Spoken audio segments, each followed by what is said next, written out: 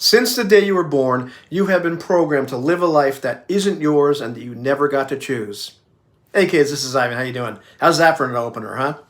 Now, if you had told me the things I'm going to talk about in this video some years ago, I probably would have laughed at you and called you conspiracy theorist.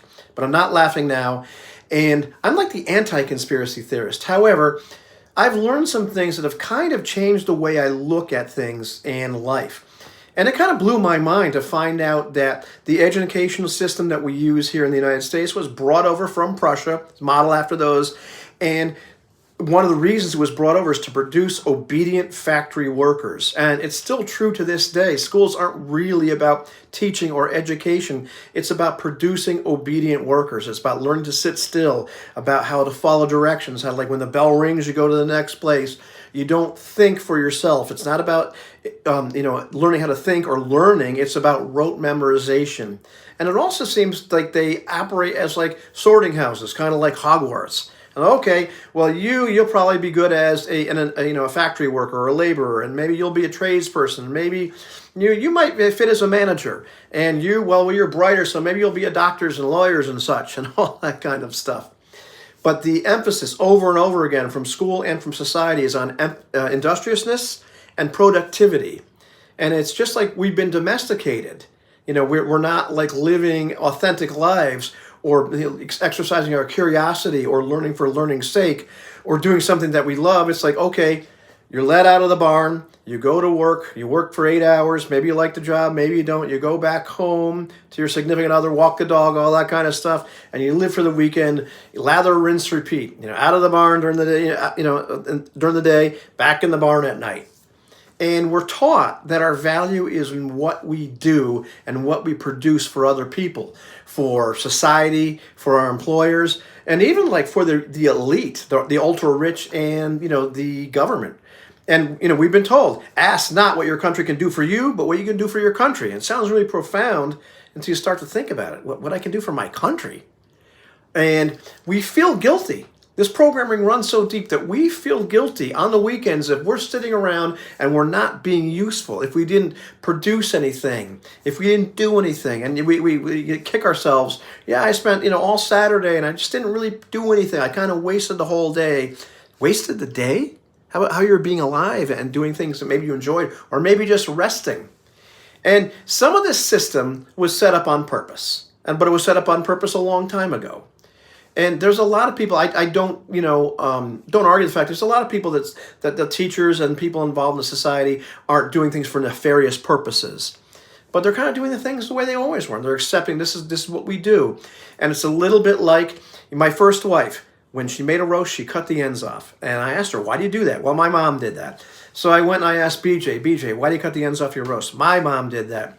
So I found Penelope. And I said, Penelope, why do you cut the ends off your roast? She goes, well, my mom did it. So I had to go to the nursing home, find Esmeralda, 157 years old. Esmeralda, why did you cut the ends off the roast when you made a roast? I had to. My pan was too small. Silly, but you get the idea. We do these things because it's always been done that way. However, there's some people that benefit from society being like this, from us being programmed this way to be these obedient workers. And maybe they kind of realize that maybe they've kind of been programmed the same way. And they think, well, I work hard, everybody ought to work hard. And now that, that some people are meant to be employees and some people are meant to be employers. And the emphasis is on not just you producing the thing, but you actually work for 8 hours, that kind of stuff. But there are other people that exploit this tendency that's been programmed into us, and they do so knowingly. And we were told, like, well, man is supposed to work. That's our purpose. And you feel good when you work, when you produce things. You can't just rest, because sooner you get restless, you don't need to go work. Not about emphasis on creating or doing something fun for yourself or what you want to do, but you need to work.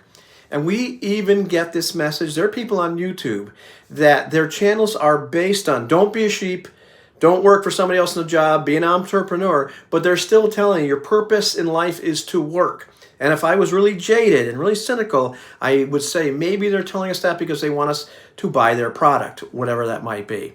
But I'm not that jaded. I'll tell you what we're here for as human beings, as animals, as organisms. The only reason that we're here is to pass our genes along to the next generation, raise them to the age where they're viable enough so they can live on their own and reproduce and pass their genes on to the next generation. That's our only purpose as organisms. Go read The Selfish Gene. Really great book. But our real value outside of that is not in what we do and produce and work, but in being ourselves. That's our value. Life isn't supposed to be transactional, or doesn't need to be transactional. We don't have to, always get something in return for when we do something for another person. And our value isn't just from serving others. Yes, we definitely need to have some kind of transactional activity in society to live. So if I work, if I go do something, I do it so that I can survive and meet my basic needs. And then if I want to build some other kind of life for myself, and maybe buy bass guitars or role-playing games or do the things I want to do, then I'll work for that.